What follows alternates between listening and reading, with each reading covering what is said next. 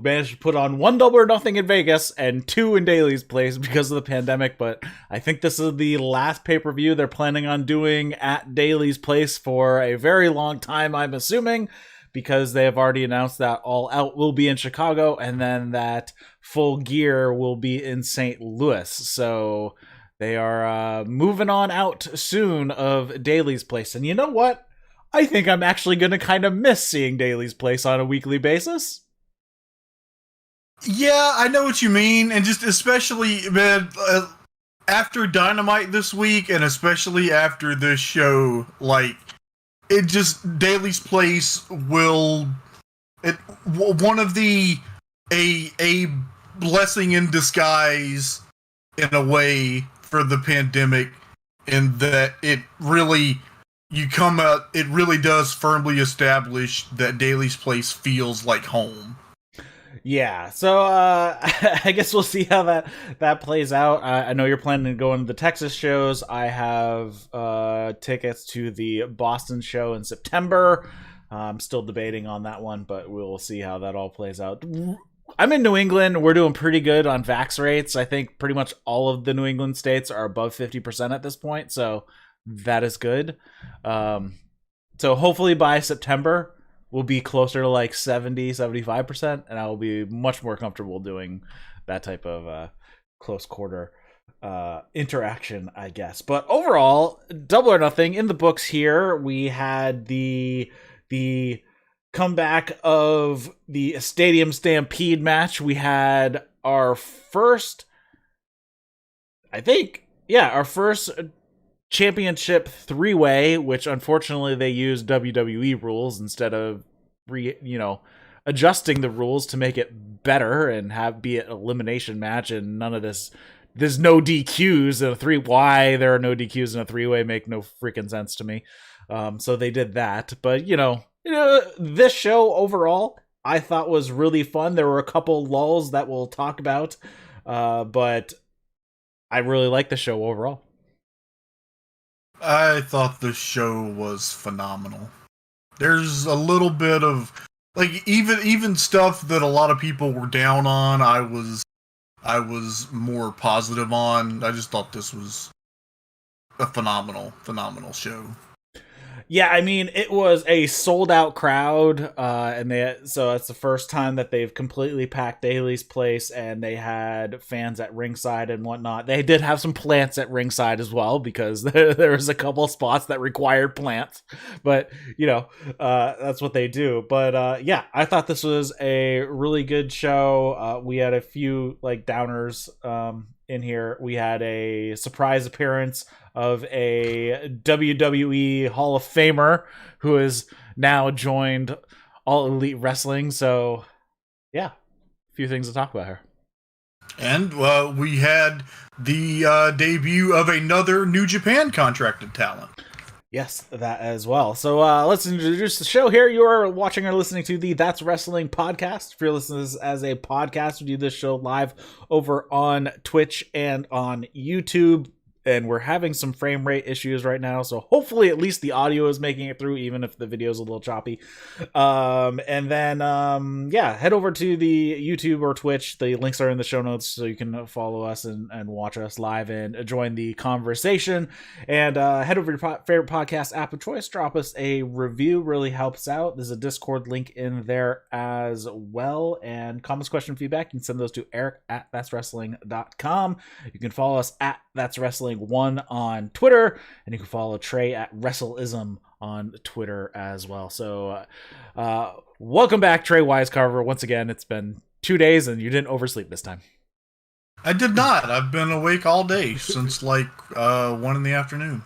And your video's fixed and audio, so that's good too. Yeah, finally got the proper audio and video equipment up, and so you can finally see my new digs here. Finally, we talked earlier. We did a sound check about 2 hours ago to make sure everything was going to work right. Mm-hmm.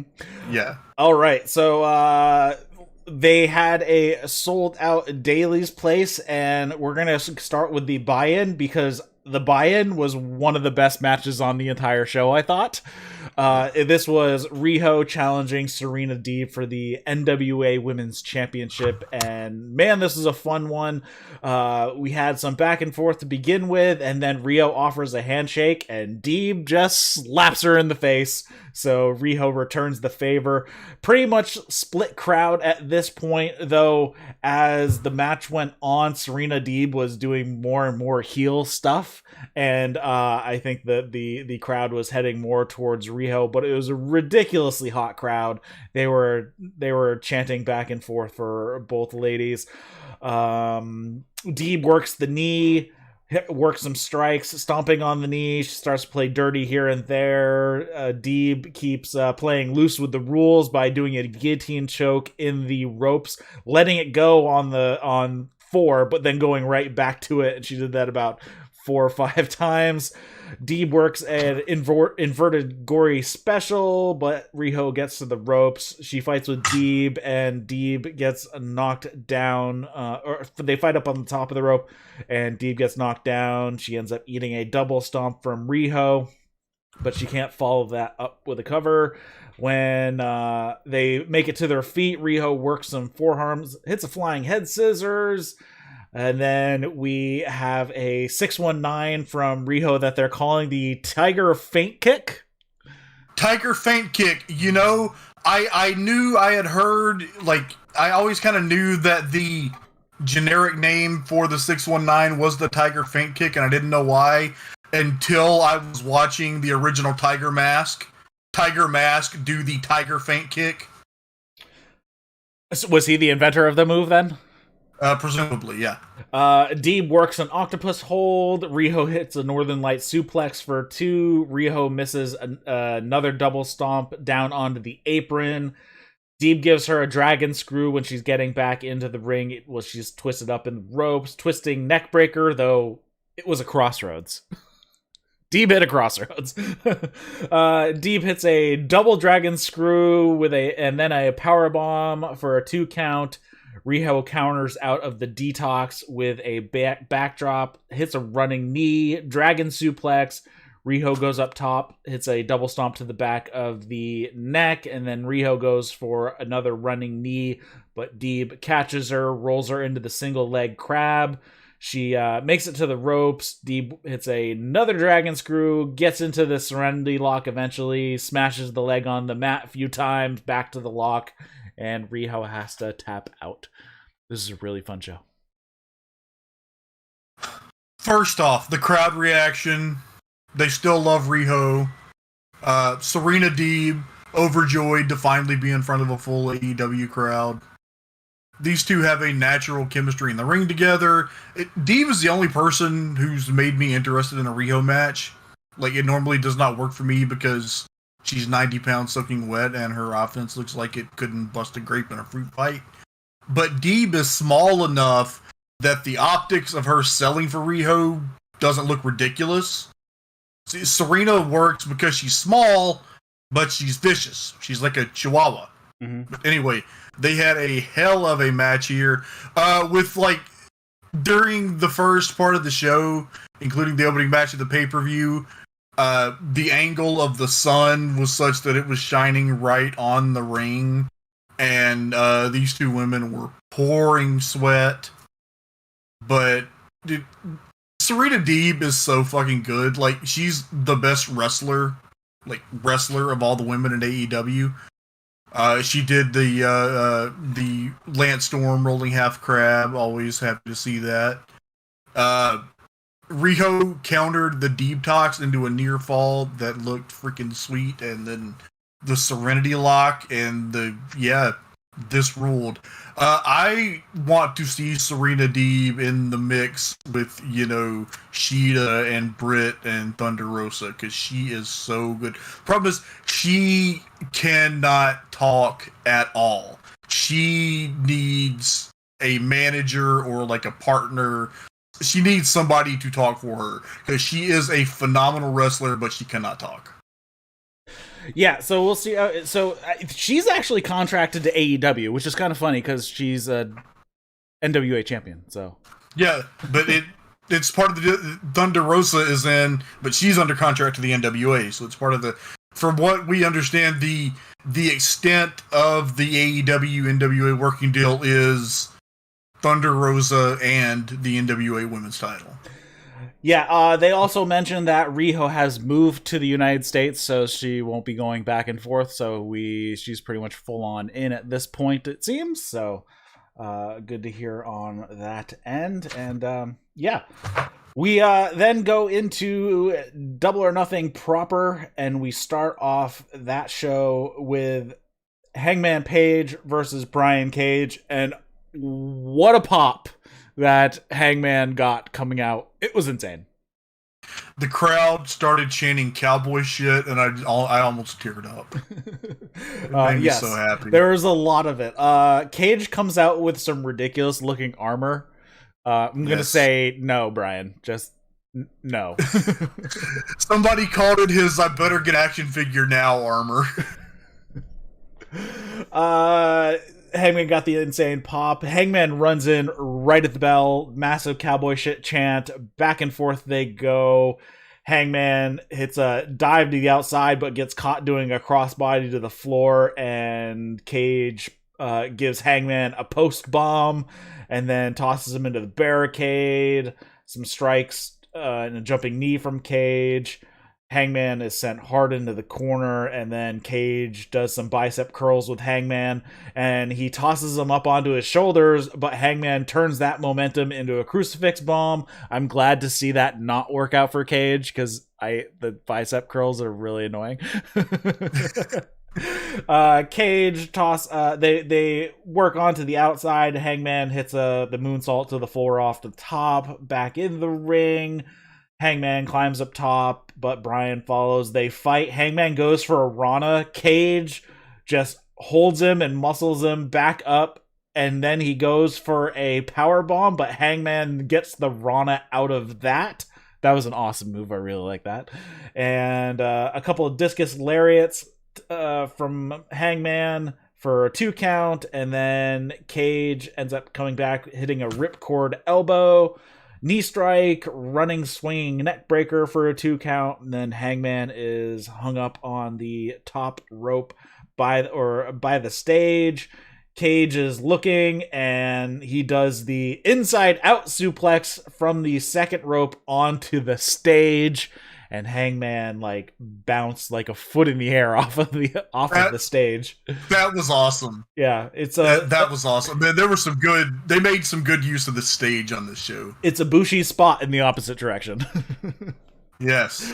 Then we had back into the ring. Cage puts Hangman up top and gives him an F5 off of the top rope for a 2 count. Cage sets up because he wants to do a buckshot, but he stumbles when he lands doing the flip.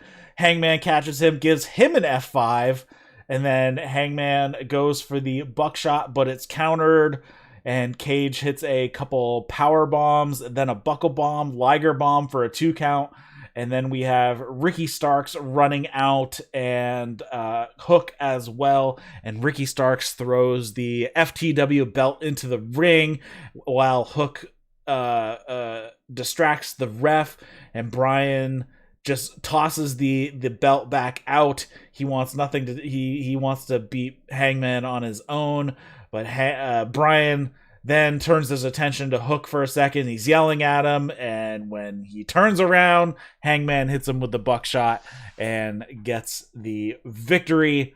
So we have this little post-match dispute between Cage, Hook, and Ricky, and Cage pushes through the 2 of them and walks off. So don't think Brian Cage is long for Team Taz at this point.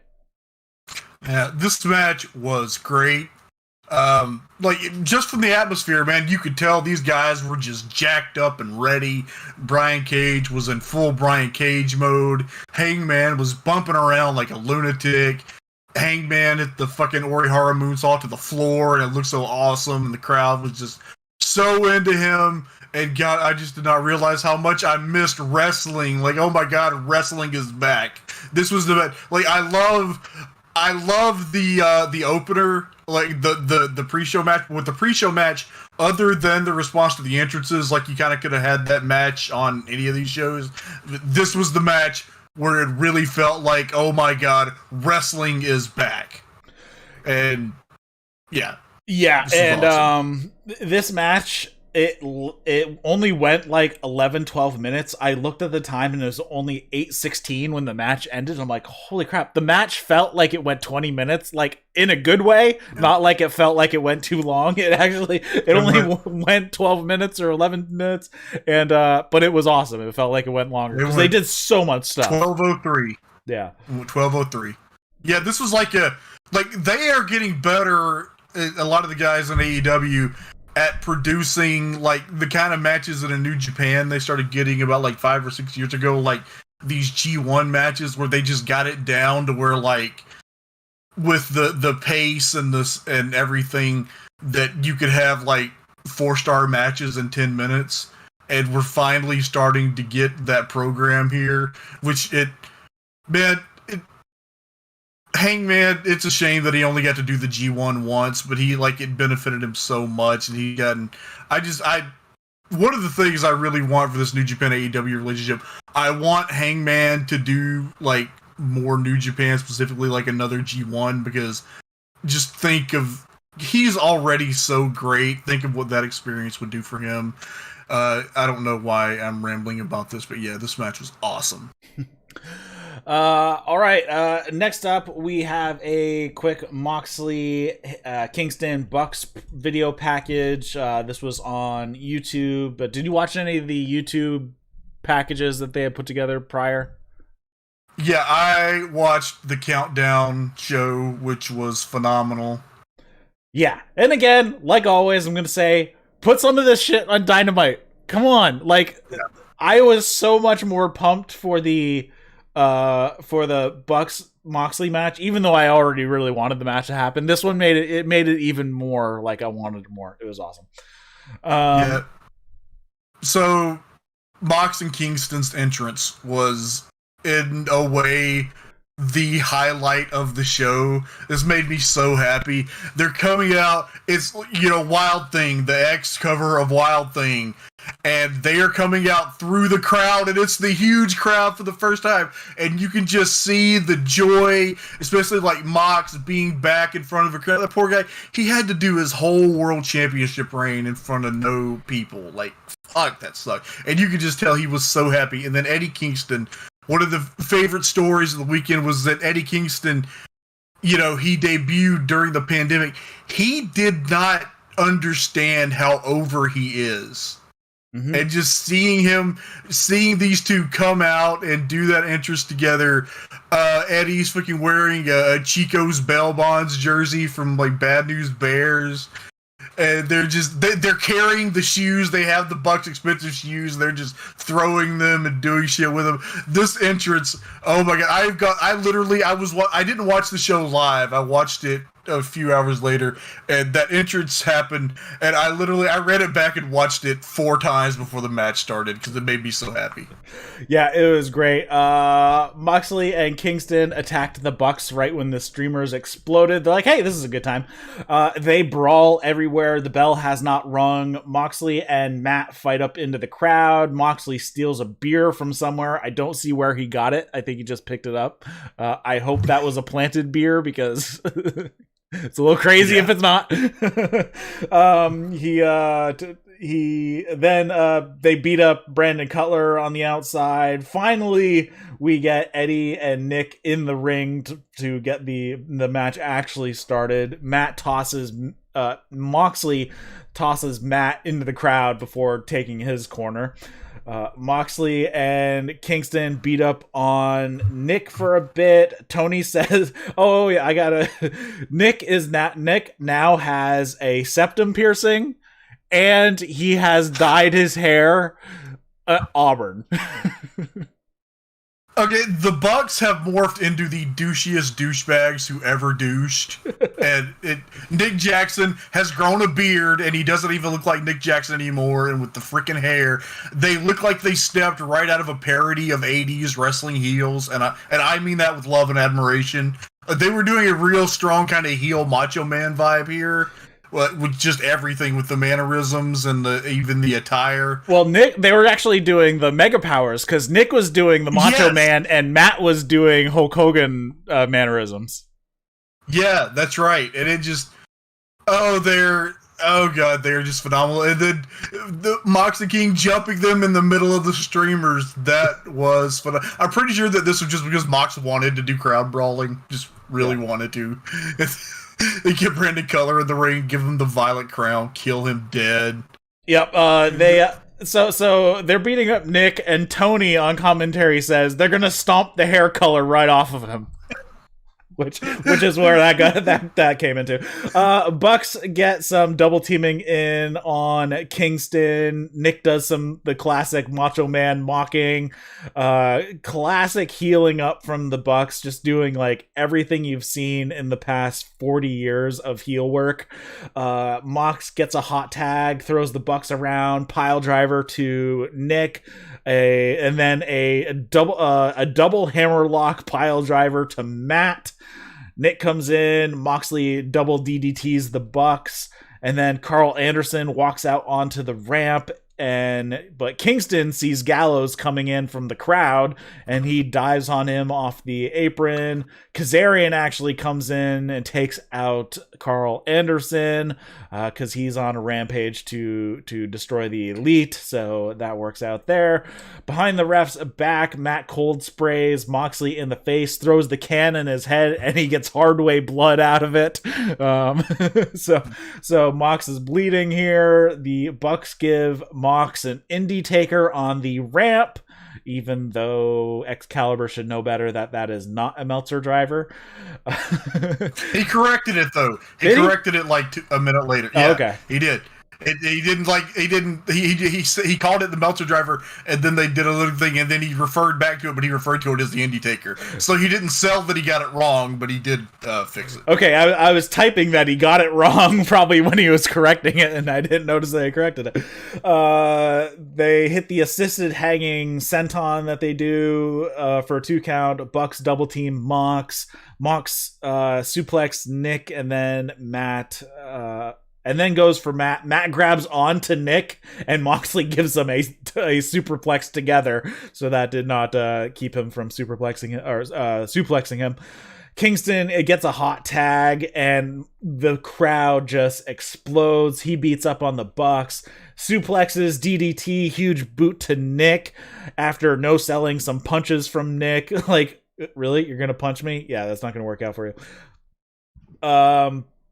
Though, one thing here, hey, ref, why don't you start counting? The Bucks have been in the ring for like 2 minutes straight.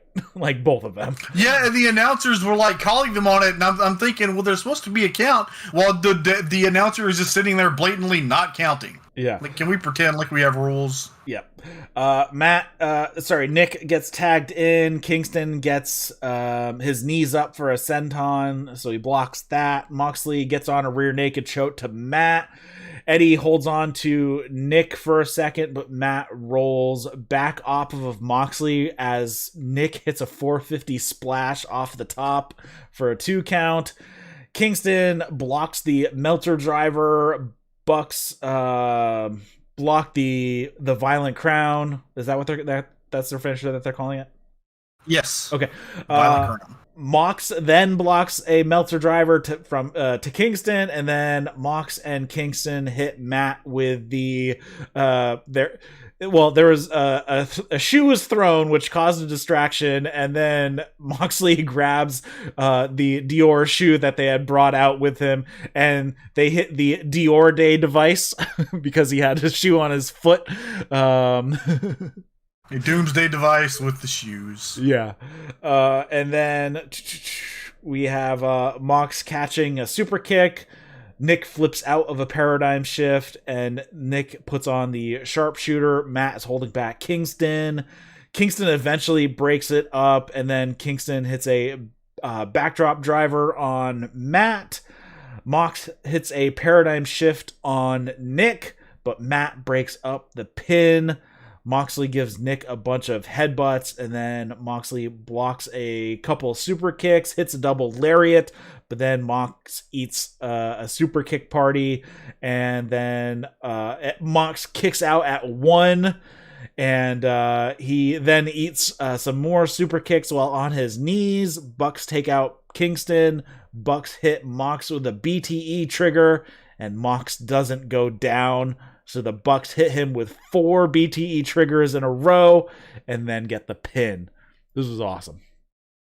Dude, this was so awesome. Oh my god. So they got they got the heat on Eddie so Mox could make the hot tag, and he did, and it was awesome, and he had the people eating out of the palm of his hand, and then they cut Mox off and got the heat on him, and Eddie got the hot tag, and this motherfucker, he channels all 4 pillars of heaven at the same time and goes to town on these young bucks. He's, did throw in Taue stuff and just everything. Like you could tell Eddie Kingston was thinking about Kawada and Taue against Masawa and Kobashi, just the way that he kind of approached this match, and later with that big backdrop driver. Just this was so awesome. There's always the one near fall that gets me when Mox finally did. Okay, when Nick countered the paradigm shift, that was phenomenal, and the sharpshooter spot. And then when Mox actually hit the paradigm shift on Nick, it was one of those real close, oh my god, I thought that was it. And then the super kick party, and the double super kick, and then Mox bounces back with the King Kong lariat, and then the finish with Mox just absorbing BTE triggers before finally going down. This was a great way for the finish was great in that they beat Mox when only a couple of people have ever beaten Mox, but it worked in a way that he got double teamed into oblivion by the best tag team in the world, after absorbing several of their finishing moves that is putting down so many challengers. And everything about this was just phenomenal. Yeah, and I love the styles clash, because obviously Mox Kingston, massive brawlers, they wanted to brawl. Bucks, use their speed and all their high flying and all that fun stuff. So yeah, I really, really like this match. I don't think it was in too much doubt that the Bucks were going to win, though it would have been fun to have Mox and Kingston win, because they're just awesome together, and I want to see more. So we'll see how this plays out going into the future with Kingston and Moxley's relationship. I'm sure they're probably going to stick together for a while, so I guess we'll see how that plays out. Yeah, I hope they just stick together forever, and they're just at times they'll be a full-time team, and then at times they'll go do single stuff, but then they're always best friends. Then they mention that the Casino Battle Royale is coming up next.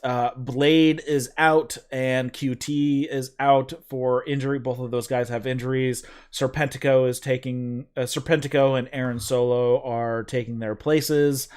I didn't write a ton down for this because there weren't really memorable spots in this match. This match kind of just went the way of a normal battle royale, and then some parts were confusing. So we'll start it off here. We had Christian Cage was first out. Matt Sydal, Powerhouse Hobb, Dustin Rhodes, Max Caster were all in the first wave, and this was a basic battle royal to start it out here. Caster gets tossed out by Matt Sydal after a low, tosses Matt Sydal out after a low blow. Christian then tosses Max Caster.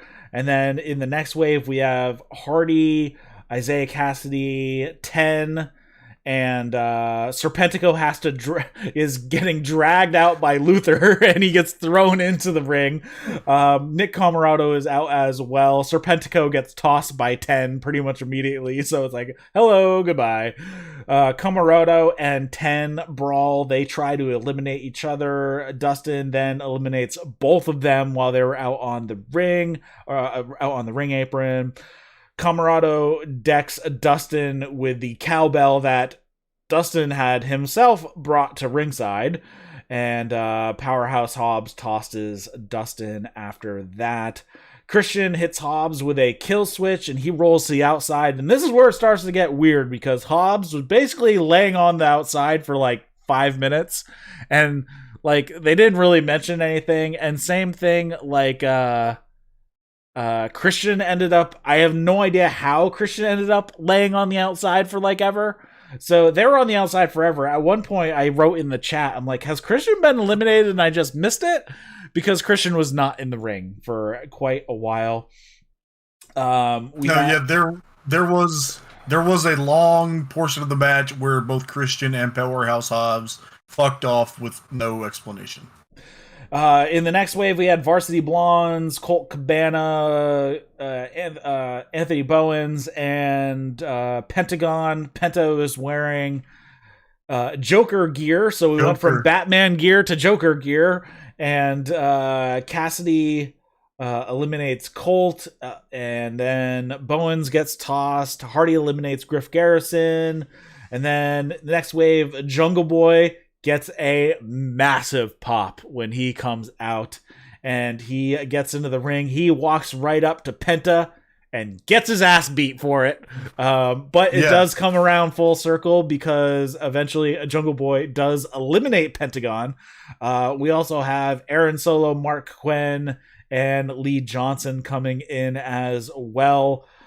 Solo and Johnson are both tossed pretty quickly. And then Christian finally rejoins the match. He and Hobbs, actually, because he then eliminates Hobbs. And then I wrote down, I think we're down to Jungle Boy, Hardy, Private Party, and Christian. And then the Joker comes. You missed one of the spades, because you know who else got a hell of a pop here? Evil Uno. Evil Uno got a massive pop. Man, the more fiery babyface Evil Uno I see, the more I love him. So now we're down to Jungle Boy, Christian, Private Party, Matt Hardy, when the Joker comes out, and the Joker is Lio Rush, contracted to New Japan. I was happy to see Lio Rush here, man. Lio Rush was great. He came in and did like a bunch of high-speed shit with Private Party. So they teased. So Rush is he's in on a handshake deal now. He's under contract with New Japan, but is permitted to work AEW. And the direction that they teased will be Rush against Matt Hardy. Yeah, I love Lio Rush. So yeah, I was. It was like a lot of people were like, people were working themselves up to disappointment, thinking the Joker was going to be some gigantic business changing superstar, and it was. But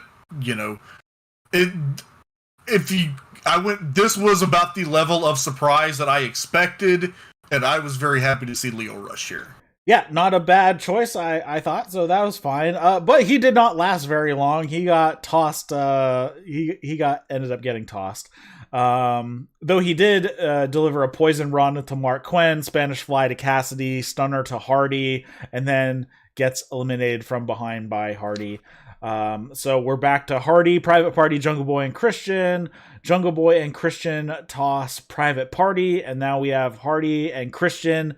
Hardy is trying to form an alliance with Christian. It looks like they have, but as soon as Hardy turns towards Jungle Boy, Christian just tosses Hardy. So we're down to Jungle Boy and Christian at the end.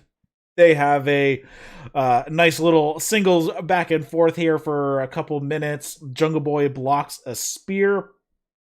They fight out onto the apron. Christian pushes Jungle Boy at the post, and Jungle Boy Tarzan swings around the post and lands on the perpendicular apron, and Christian gets back into the ring. He goes over to fight with Jungle Boy. Jungle Boy then backtrops him over the top rope, and Jungle Boy gets the victory.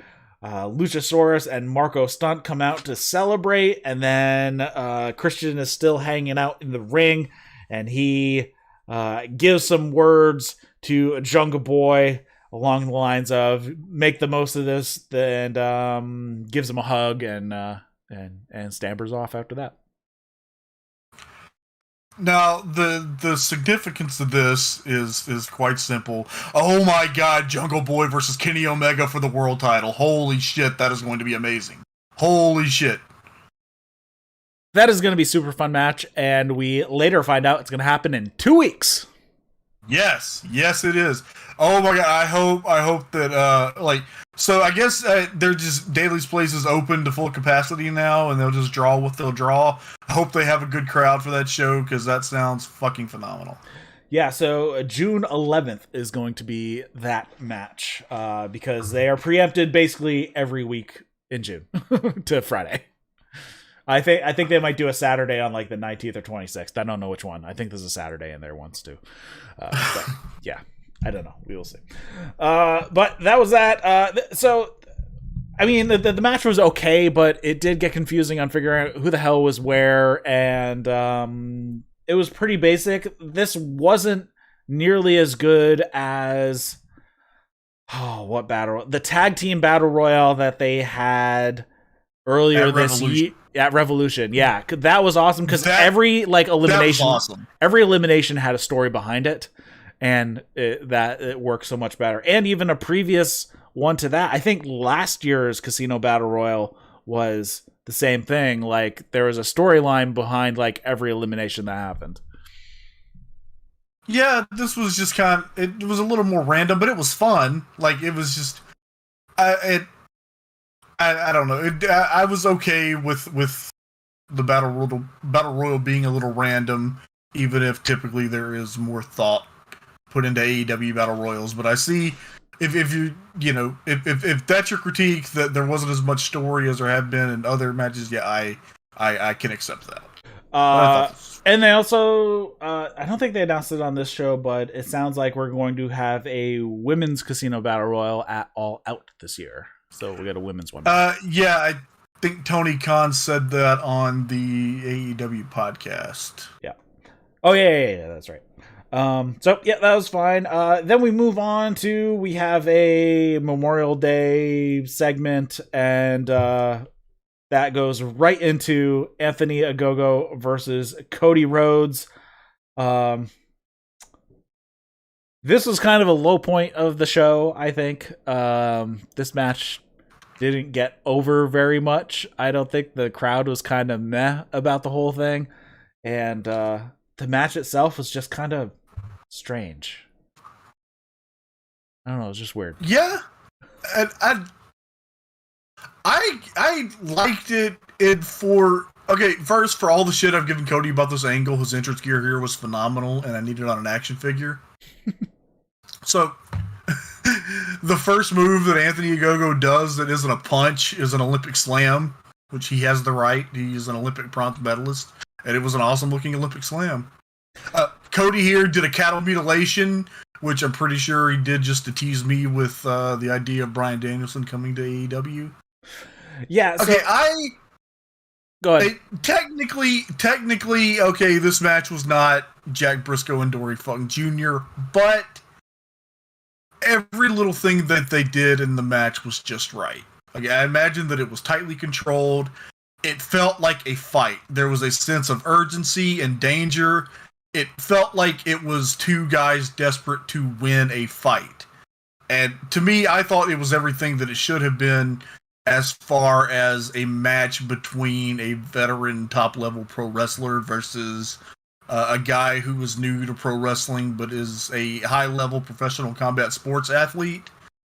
I didn't like the result, and I know all the arguments for why it was right for Cody to win, but just Anthony Ogogo is like, he's got such presence and such like potential to be a fucking star that he should have won this match. And there were a couple of spots. Number one, the punch off the top rope. Oh my god, that was awesome. And then Cody has Ogogo in the figure four, and Ogogo hits him with a jab, and Cody like falls back and almost gets pinned. If that would have been the finish, that would have been the greatest finish of all time. That would have been pretty funny, yes. So Ogogo hit the body punch and the uppercut, and then covered, but Cody's hand was under the ropes. That was another, like, that was a great false finish. Ogogo hit something that looked like Stormbreaker. Did you notice that right before the finish? Yes. And then Cody won with, of all things, a Vertebreaker. Mm-hmm. Yeah, this was there's a couple other funny spots in here that I noticed. One behind the ref's back, QT Marshall punched Cody in the face, and Arn Anderson runs him off with a chair. Then there was a point where Ogogo had dropped Cody, and then he goes over and he kicks in his arm. I thought the dude was going to do a people's elbow. I remember that spot. Because you know how the Rock always kicked the arm in so he wouldn't land on it when he did it? But he did hit the rope. He did hit an elbow, but he didn't do the back and forth. But I thought the dude was going to do a people's elbow, just how it was set up. It was pretty funny. Ogogo got cut here at one point above his eye, and he was stumbling around like he couldn't see. The figure four spot. Ogogo actually hit a massive frog splash off the top for a 2 count as well.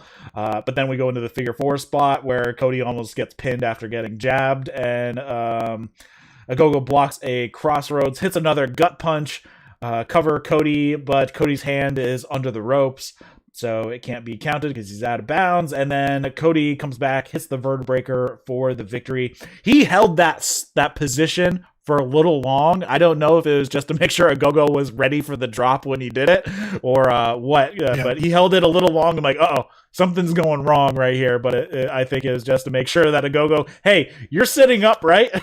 So you don't go head first into the floor. I will say the Vertebreaker was the first move that I ever saw where I was like, oh my god, that's the move that should be instant death every time. So, and now in 2021, I've seen it like a couple of weeks ago. I think it was like on Impact and AEW. Like, I saw it used as a near fall in 2 different matches, and that just hurts my feelings. But yeah, if I am down with Cody using the Vertebreaker as a finisher on occasion. Just don't use it unless you're going to win with it. Yeah, at least this time it wasn't delivered as if it was a backpack pile driver. Right. Ogogo landed much more on his back instead of like right on the top of his head or shoulders. So that was fine. Yeah. But the crowd was a little down for this. It wasn't too hot at this point. But it was what it was. We don't have an issue with the UK, so that whole angle did not really help this thing. No, it did not. But hopefully it's over now and we can move on. We're not moving on because they're doing a tag match on TV, right? I didn't write down the matches coming up this week, unless you did. I think it is Ogogo and QT against Cody and Lee Johnson. Okay, my cat is trying to steal chicken out of the trash can. Stop it. All right. We had Lance Archer versus Miro for the TNT Championship. Yeah, they show that at the fan access event type of thing that they did, that Miro had taken out Jake during a signing or whatever. So Jake was taken out. So Lance Archer came out by himself, and he gets into the ring, and Justin Roberts is announcing, and he scares the crap out of Justin, and Justin squeals like a little girl, and just like forgets the rest of the announcement of announcing Lance Archer. It was pretty funny. Did you catch that? Yes. So Miro comes out, and then Lance attacks Miro while he's about to get into the ring. These two just collide in a hoss fight, and stay away from the chicken in the trash, please. They top rope walk moonsault from Archer, only gets a 1 count.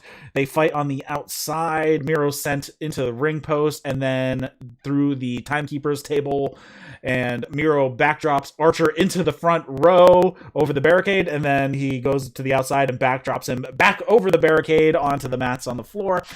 We get a hoss fight in the ring, the helicoaster from Archer for a 2 count. Then Lance Archer misses a moonsault. Miro drops Archer with a kick for a 2, and then Jake wanders out with a bag. Miro attacks Jake and super kicks Archer, and then the bag that presumably contains a snake, he just whips it and tosses it up the ramp. Then Miro was going to go beat up Jake some more, but Archer catches him with a massive chokeslam, and then Miro escapes a blackout and chops down Archer with some kicks, and then Archer hits a crisscross shoulder block. Miro comes back with some more kicks, and then kicks the middle rope right into Archer's balls, hits a thrust kick, stomped on Archer's back, tries to put the game over, but he can't, so he knees Archer in the back some more, and then puts on the game over and just yanks back until Lance Archer passes out, and the ref has to stop the match, and Miro retains his TNT Championship. This was a fun, psychotic monster battle. By the way, it was these two monsters, and then the referee is Aubrey. Yes. I like that. But the Jake shit was pointless, except that it was worth it because Miro's facials, when he pulls Jake in the ring, and you see on his face, this man is about to kill Jake the Snake Roberts. Yeah. He has phenomenal facials. It was kind of unnecessary, though. Like, the match didn't need it. Because it didn't end up going anywhere anyways. It did not, but it was worth it just for that. I believe Miro was already on Twitter, like, right after the match, like, preempting the PETA storm. Somebody spliced that spot in with Sean Mooney reacting to Earthquake squashing Damien. So yeah, this match was fine. I was expecting a little bit more out of it. I thought it was going to be a little bit more of a better showing from Lance Archer. I think if you take the Jake thing out, then maybe we could have finessed something a little bit better. But yeah, I had higher expectations than what was delivered on this match, I think. I did too, but this was fun. Next up, we had Britt Baker versus Hikaru Shida for the AEW Women's Championship. And Shida had some new all-white gear on. And Big match white. Big match white. This is the first time her wearing that gear, though. She tends to change her gear at each pay-per-view, and then she wears that same gear for the next, 3 months, and then move on to the next set of gear. This is big match white gear. I think. They throw some strikes to start off. Britt rolls right into a lockjaw attempt. We have some roll-up attempts. We have a very loud split crowd here in the early goings. They fight to the outside, and then I think we went off the rails a little bit here, because Britt gets thrown headfirst into the barricade, and her head clonked the top of the barricade. And I think at this point, she was a little dazed about what was going on, because then we had a few spots that got a little dangerous, and yeah, so we went a little off the rails here. And then Shida hit a crossbody off the second turnbuckle to the floor on Britt and Rebel. Britt counters the rising knee strike when she's draped off the apron, and she kind of does like a spin around kick. And we get some knee strikes from Britt. Britt stomps Shida's face into the mat. Snags a glove from Rebel, but Shida rolls away and hits we get a butterfly suplex from Britt for 2, and then Britt pulls Shida face first in the turnbuckle, and then Shida shrugs off some forearms from Britt, and then clocks her with a bunch of her own. We get some mounted strikes as well. Suplex from Shida, running knee to the back of the head for a 2 count. Kicks from Britt, an air raid crash from Britt for a 2, and then she tries to get the lockjaw on, but Shida fights to the ropes, and then Shida makes it out, hits a German suplex, and then a diving flying forearm for a 2 count, and then Shida sets up Britt up top, and this is where got a little off the rails, because Shida was getting Britt up onto her shoulders, and Britt kind of like slipped off, and she slips to the outside. Luckily landed on her feet on the apron. I don't think that was supposed to happen. She just ends up going straight to climbing back up to the top, and then eats a superplex from that for a 2 count. And then I think things started to get back on track here. We had a bunch of near falls. Shida puts on the stretch muffler. Rebel distracts Shida. She jumps up onto the apron, and then we have a miscommunication from Britt and Rebel, and Britt gets hit with the crutch by Rebel. Shida only gets a 2 count. The crowd is going wild at this point. Falcon Arrow from Shida for a 2 count. Rebel pulls the ref, and Britt gives Shida a curb stomp on the belt, and but she only gets a 2 count when the ref comes back. Britt tries for a lockjaw. Shida rolls into a pin attempt for a 2 count. Shida hits the running knee and then the Tamashi knee strike for a 2 count, which was another really huge pop on the kick out for that. Britt tries a crucifix pin for 2, but then she gets on the lockjaw and Shida has to tap. And the new AEW Women's Champion is Britt Baker. There were a couple of spots that were rough technically, but just from the story and psychology standpoint, I loved this match and thought that it was the best women's match in AEW history. Okay, Shida worked her ass off here. Like, this was Britt's moment, but it just speaks to what a great world champion Shida was, that she busted her ass to make Britt's night here. It felt like a fight. They did the Rebel, the friendly fire crutch shot. That was the false finish in this match. You're like, everybody knew that Britt was winning. That was the one moment that you thought Shida was going to retain. And that I thought that the way they did the distraction and the cheating with the belt was phenomenal. And then they're just throwing bombs, and Shida hits Tamashi, and Britt kicked out. Britt would not be denied. And then the crucifix and the lockjaw, and another little detail here. I thought, I kind of thought the finish would be Shida passing out to lockjaw, but no, this just speaks to her doing all she could to put Britt over here. She submitted, and Dr. Britt is the world champion. Did you hear they did like a media scrum after?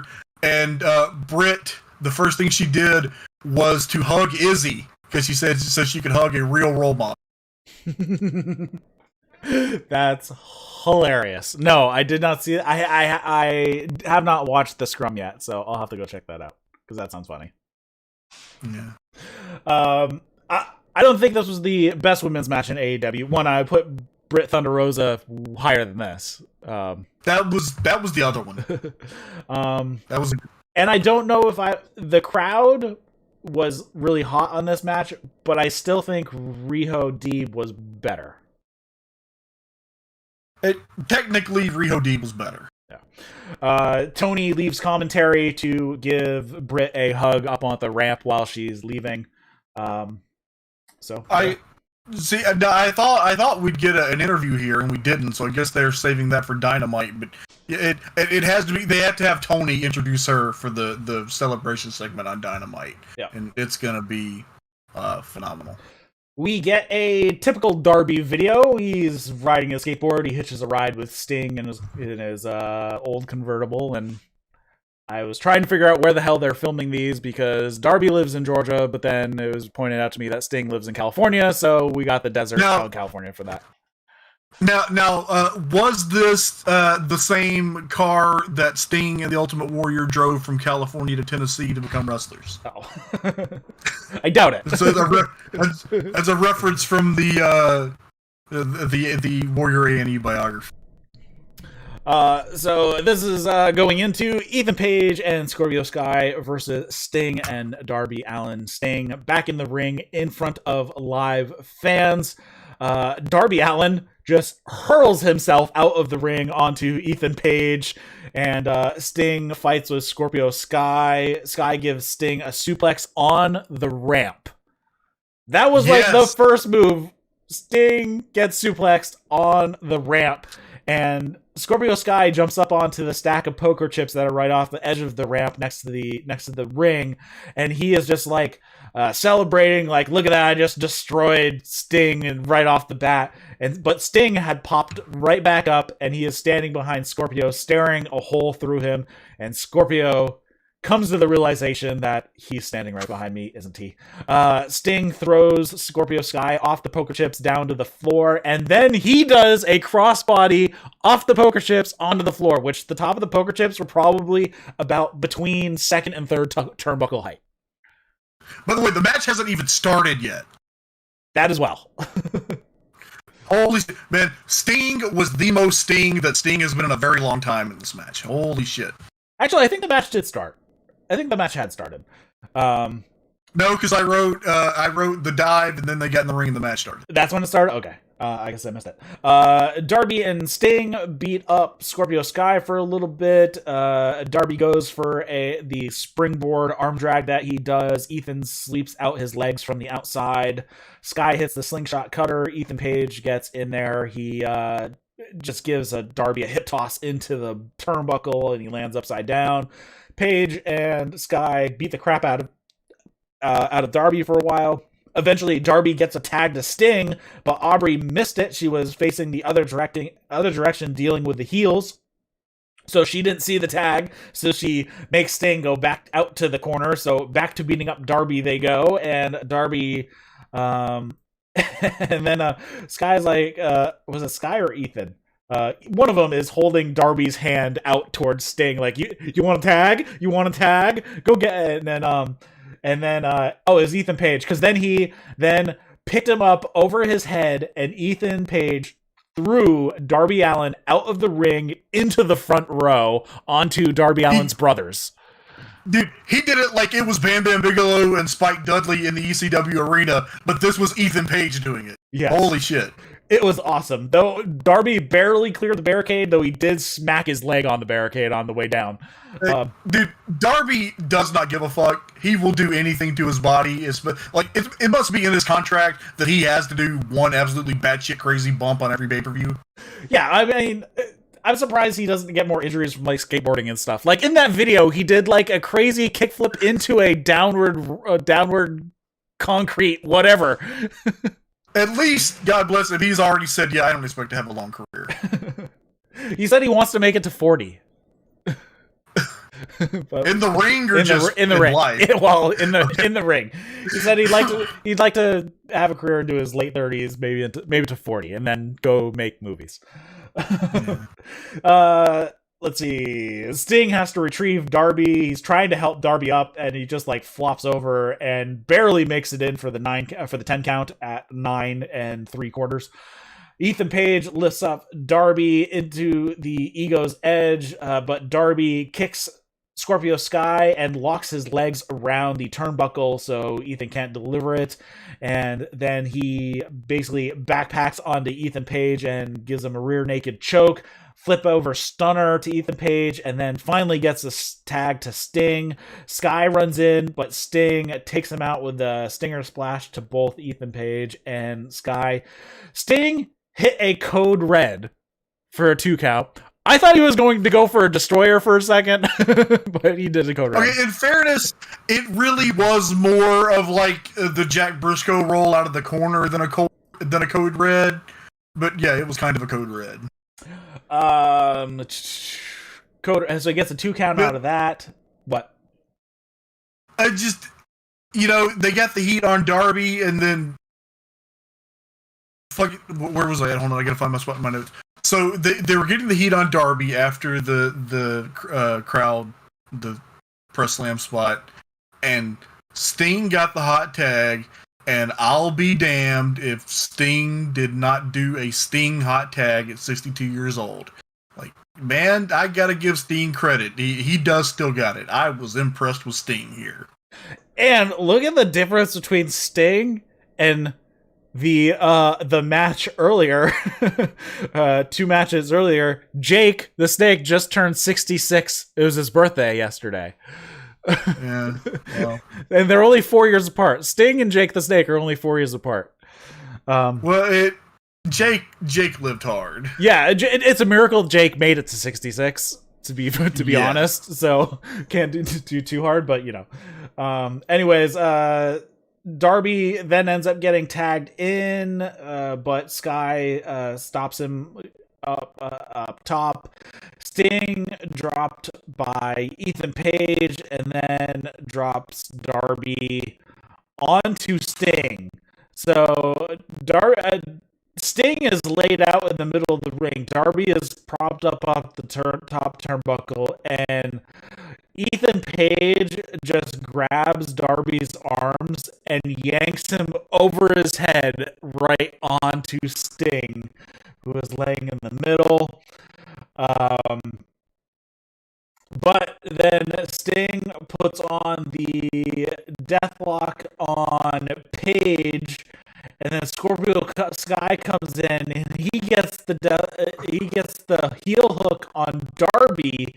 So Darby and Paige are facing each other in their teammates' respective submissions, and they start slapping each other while they're like on their elbows, gouging each other's eyes. I love this spot. I giggled a little bit because they're just slapping each other while they're in submission holds. Sky and Sting both release and go out to the outside. They get tagged in.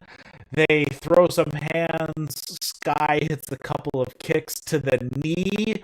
Sting misses a stinger splash, and then Sky tries a slingshot cutter from the outside. Sting catches him and blocks it, turns it right into the Scorpion Death Drop, and gets the pinfall victory. And Darby Allin and Sting are victorious.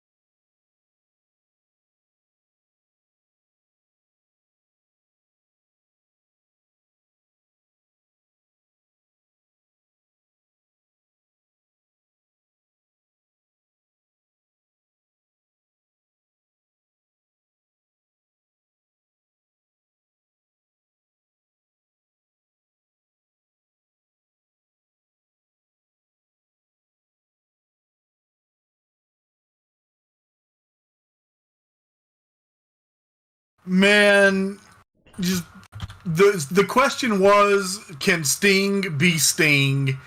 And Sting was Sting in this match, and good for him. And that's my review of this match. Good for Sting. Yeah, this was fine. It was fun, and Sting looked fine. He didn't hobble around or. And I was into it. Okay, but the first part of the match, I wasn't into it, and so I was thinking, and I want to play a little game, because I was just thinking about these three guys and how they have been booked. Okay, Pac, I think, has only lost singles matches to two people in AEW. Can you guess who? I think he lost once to Moxley. And Moxley? The other, I am not sure. To Hangman or Kenny? To Kenny. To Kenny. And he lost twice to Kenny. He beat Kenny once, and then Kenny beat him, and they had the Iron Man match that Kenny won. Kenny's two losses, only two losses in sanctioned AEW singles matches. Do you know who?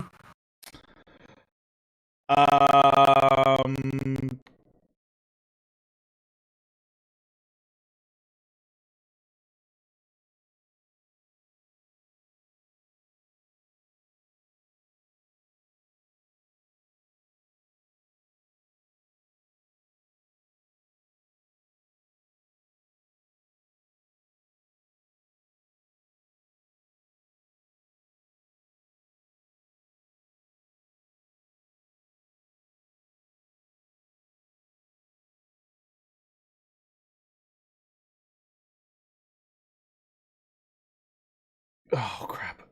Chris Jericho, and Pac. Yeah.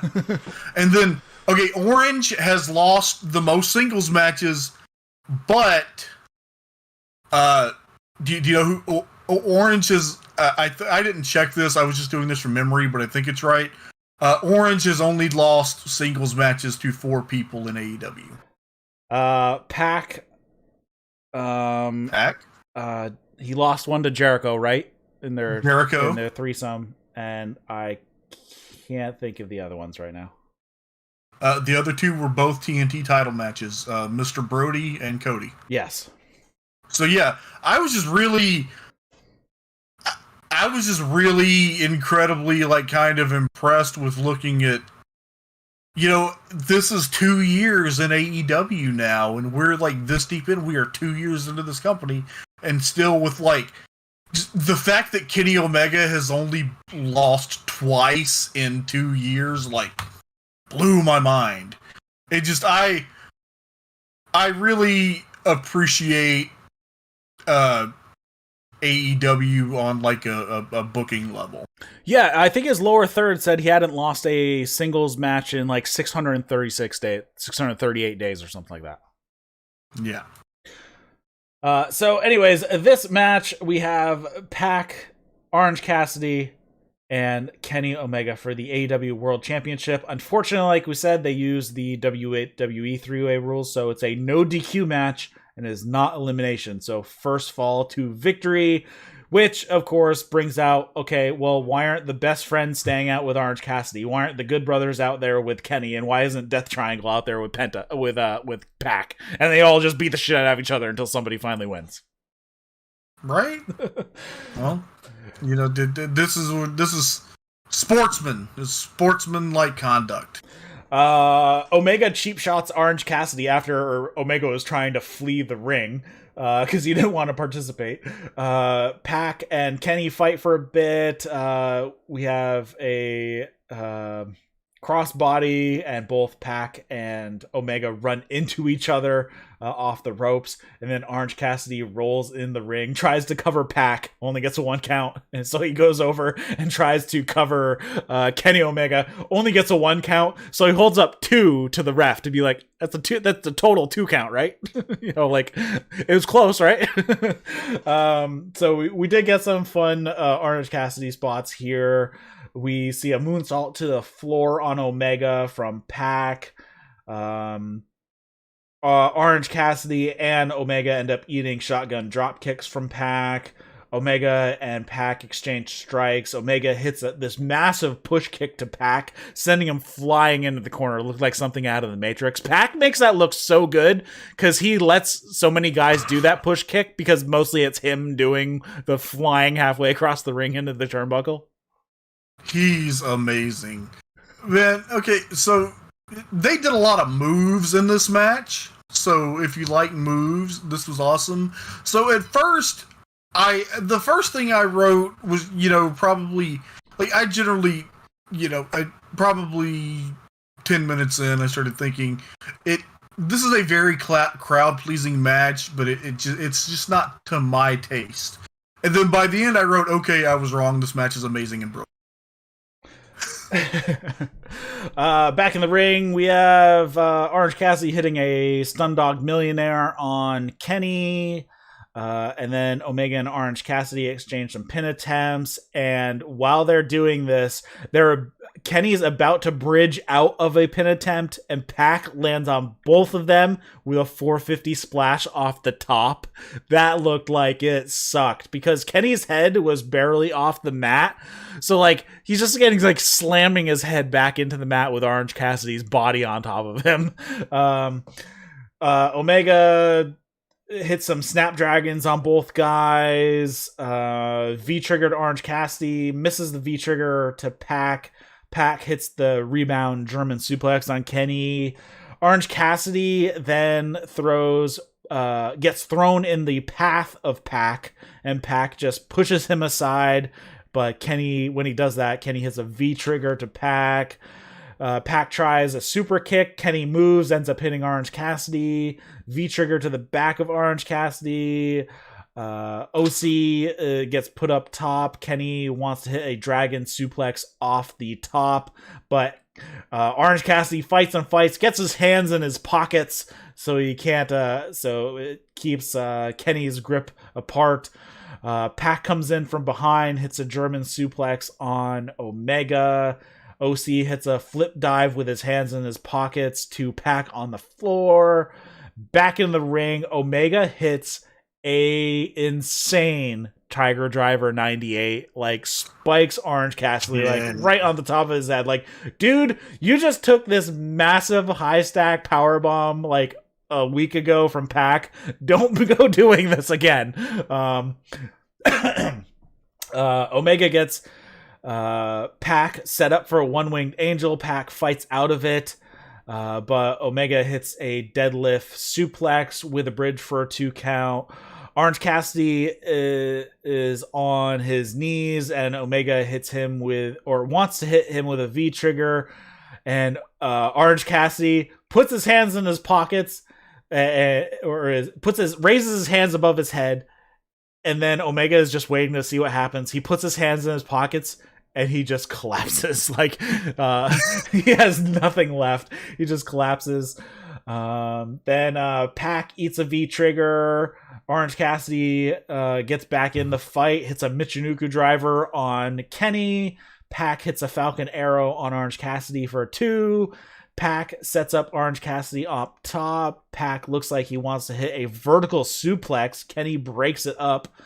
Omega carries Pac, but Pac fights out of it with a Sunset Powerbomb, and then Pac hits an Avalanche Falcon Arrow onto Kenny Omega. Orange Cassidy throws Pac out of the ring, goes in for the cover on Omega, and gets a super close 2 count. The crowd is losing their shit at this point. Okay. And so there's both of these, like, they both had the big near falls, and Orange actually had 2 here. But yeah, they're doing all this stuff, and Pac hits a top rope Falcon Arrow. The way Orange runs in and throws Pac out of the ring and covers Omega in the crowd, and then Pac hit a amazing, gorgeous looking black arrow on Orange, but Omega saved. And then, okay, please allow me to explain this finish, because this was the most overbooked, convoluted sports entertainment world title match they have ever done, and on this night, in front of this audience, it was perfect. Okay, so Orange is making a comeback. Orange hits the orange punch on Omega. Callis on commentary yells, "Shit!" and runs off. And then Orange hits the orange punch to Pac. 1, 2... Don Callis pulls the referee out of the ring. And this is like, they don't do shit like this. So when they do, it's amazing. And then Pac got Orange in the brutalizer. You missed what the crowd started chanting. Oh, what did they? They started chanting, "Fuck you, Don." Oh, but I need to go back and watch this match over again. and over. That's what they're chanting. Oh. I gotta go back and watch this again. So Pac gets Orange in the brutalizer, and Kenny is stomping at Pac, but Pac will not let go, so Kenny kills the referee. Yep. And this was when I wrote, "This match is amazing and brilliant." That is the best bump, the best ref bump that I have ever seen. Since the last ref bump that I've seen that was that perfect also involved Pac. It was the match when he lost the NXT title to Sami Zayn, when they were doing a babyface match and just did a perfect. But this, Kenny killing the referee, because it is a one fall match, and we all know that's the thing. You sympathize with Kenny because it is bullshit that he can lose the world championship if Orange Cassidy submits to Pac. And with Kenny stomps at Pac. He's trying to break the hold, but Pac will not let go. So Kenny kills Bryce Rosenberg. Oh my god. And then they get the belts. And this match is no DQ anyway. So, like, Don is passing Kenny. He passes him one belt. He hits him belt, throws it out, then they pass him with another belt. He hits another guy with the other belt. But like Kenny came out for the first. He comes out. He has the AEW title, the Impact title, the TNA title, and the AAA Mega title. He's hitting everybody with the belts, and this crowd. Oh my God, this was so hot and so perfect. And then they start chanting bullshit at this point. Yeah. And it was